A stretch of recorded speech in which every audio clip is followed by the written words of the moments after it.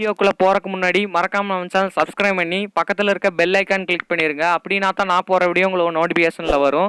இப்போ என்ன மொபைல்னு பார்க்குறேன்னு பார்த்தீங்கன்னா போக்கோலேருந்து ஒரு நியூ மொபைல் ஃபோன் வந்து லான்ச் பண்ணியிருக்காங்க. இது பார்த்தீங்கன்னா போக்கோவே அஃபிஷியலாக அவங்களோட ட்விட்டர் அக்கௌண்ட்டில் வந்து போட்டிருக்காங்க. போக்கோ குளோபலில் வந்து ஒரு போக்கோ M3 அப்படிங்கிற ஸ்மார்ட் ஃபோன் வந்து லான்ச் பண்ண போகிறோம். அது பார்த்தீங்கன்னா நவம்பர் 24 வந்து லான்ச் பண்ண போகிறோன்னு அப்படின்னே சொல்லிட்டாங்க. போக்கோ M3 லான்ச் பண்ண போகிறாங்க. போக்கோ M2வே இப்போ தான் லான்ச் பண்ணாங்க. அதுக்குள்ளே பார்த்தீங்கன்னா போக்கோ M3 வந்து லான்ச் பண்ண போகிறாங்க. இது பார்த்தீங்கன்னா ரெட்மி நோட் 10ஓட ரீபிராண்டிங் மொபைல்னே சொல்லியிருக்காங்க நிறையா. ரெட்மி நோட் 10 வந்து தான் போக்கோ M3ன்னு வந்து ரீபிராண்டிங் பண்ண போகிறாங்க. இது வந்து புதுசு கிடையாது போக்கோக்கு, இது பழசு தான். அப்புறம் பார்த்தீங்கன்னா இந்த போக்கோவோட M3யோட ஸ்பெசிஃபிகேஷன் லீக்ஸ் தான் நமக்கு கிடச்சிருக்கு. அதை பற்றி தான் இந்த வீடியோவில் பார்க்க போகிறோம். ஃபுல் அண்ட் ஃபுல் நிறையா லீக்ஸ் கிடச்சிருக்கு. ஃபஸ்ட்டு டிஸ்பிளேலேருந்து பார்த்தலாம். டிஸ்பிளேன்னு பார்த்தீங்கன்னா உங்களுக்கு 6.53 இன்ச் கொடுத்துருக்காங்க. இது பார்த்தீங்கன்னா full HD plus resolution use பண்ணியிருக்காங்க. IPS LCD பேனல் தான் யூஸ் பண்ணியிருக்காங்க. Center punch hole display use பண்ணியிருக்காங்க. டிஸ்பிளே பொறுத்த அளவுக்கு எல்லாமே கரெக்டாக தான் இருக்குது. ஆனால் பார்த்தீங்கன்னா IPSக்கு பொதுவாக சூப்பர் AMOLED கொடுத்துருந்தா இதுவே நல்லா இருக்குன்னு சொல்லலாம். அப்புறம் பார்த்தீங்கன்னா 60 Hz ரெஃப்ரெஷிங் ரேட் தான் கொடுத்துருக்காங்க. Side mount fingerprint sensor தான் கொடுத்துருக்காங்க. வெயிட்டுன்னு பார்த்தீங்கன்னா 196 கிராம் தான் கொடுத்துருக்காங்க. திக்னஸ் பார்த்தீங்கன்னா 9.6 mm கொடுத்துருக்காங்க.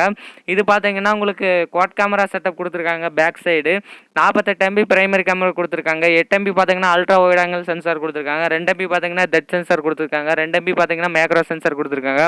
இது பார்த்தீங்கன்னா ட்ரிபிள் கேமராவும் வரலாம், இல்லை குவாட் கேமரா செட்டப் கூட வரலாம். இது ரெண்டில் வந்து பார்த்தீங்கன்னா குவாட் கேமரா வரக்கு சான்ஸ் கம்மி தான், ட்ரிபிள் கேமரா தான் வரும்னு சொல்லியிருக்காங்க. அப்புறம் பார்த்தீங்கன்னா செல்ஃபின்னு வந்துட்டிங்கன்னா உங்களுக்கு சென்ட்ரு பஞ்ச் ஹோல் டிஸ்பிளேல பார்த்தீங்கன்னா 8 MB கொடுக்குறாங்க.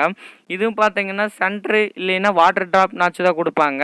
இதில் பார்த்தீங்கன்னா ஸ்னாப்ட்ராகன் 662 ப்ராசர் யூஸ் பண்ணியிருக்காங்க. இது ஒரு பழைய ப்ராசர் தான், ஆனால் இருந்தாலும் இந்த மொபைலுக்கு ஓரளவுக்கு ஓகே அப்படிங்கிற மாதிரி தான் இருக்குது. கேமிங் பர்ஃபார்மன்ஸ்லாம் ஓரளவுக்கு தான். போக்கோ M2வில் பார்த்தீங்கன்னா ஆல்ரெடி மீடியாடெக்கோட ஹீலியோ G85 கொடுத்துருக்காங்க. இந்த ப்ராசர்னு பார்த்தீங்கன்னா ஸ்னாப்ட்ராகனே இதுக்கு பெட்டர்னு தான் சொல்ல முடியும். ஸ்னாப்ட்ராகன் 662 பரவாயில்லைன்னு சொல்லலாம். அப்புறம் பேட்டரின்னு பார்த்தீங்கன்னா உங்களுக்கு 6000 mAh கொடுத்துருக்காங்க. நல்லாவே இருக்குன்னு சொல்லலாம். ஃபஸ்ட்டு பார்த்தீங்கன்னா போக்கோ M2வில் பார்த்தீங்கன்னா 5000 mAh தான் கொடுத்தாங்க. இதில் 6000 கொடுத்துருக்காங்க, பரவாயில்ல. அப்புறம் பார்த்தீங்கன்னா இதை சார்ஜ் பண்ணுறதுக்கு 22.5 வாட் கொடுத்துருக்காங்க. ஃபாஸ்ட் சார்ஜிங் சப்போர்ட் இருக்குது. வித் டைப் சி போர்ட்டோட கொடுத்துருப்பாங்க. நிறைய நல்ல ஆப்ஷன்ஸ் எல்லாம் இருக்குன்னு சொல்லலாம். இதில் பார்த்தீங்கன்னா மொத்தமாக 4 GB RAM இல்லை 6 GB RAM கொடுப்பாங்க. இது சேல் பண்ணுறதுக்கு பார்த்தீங்கன்னா 10,000க்குள்ளே தான் சேல் பண்ணுவாங்க. இது பார்த்தீங்கன்னா நவம்பர் 24 வந்து குளோபலாக லான்ச் ஆகுது. இந்த வீடியோ பிடிச்சிருக்குன்னு நினைக்கிறேன். வீடியோ பிடிச்சதை லைக் பண்ணுங்கள், ஷேர் பண்ணுங்கள், சப்ஸ்கிரைப் பண்ணுங்கள். தேங்க்யூ ஃபார் வாட்சிங் கைஸ்.